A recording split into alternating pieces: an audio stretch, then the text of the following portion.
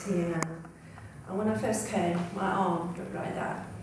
And I've been in pain for roughly 15 years.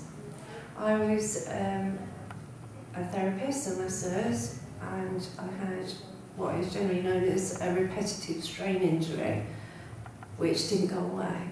And about every 2 or 3 months I'd have to go to bed for at least a week with ice packs and pills, you name it, I've had it. And now, 2 sessions. It's just normal now. I had what can only be described in those terrible times, every couple of months, as someone putting a screwdriver in between my vertebrae, about C6 and C7. And it would be so crippling I couldn't do anything other than just lay on my bed and drug myself into oblivion.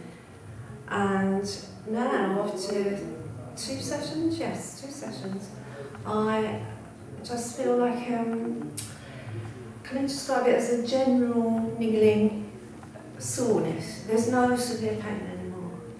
And I'm not getting paid for this, honest. And there we go. My arm was like that, continually. I couldn't put it straight. And that's me standing normally now.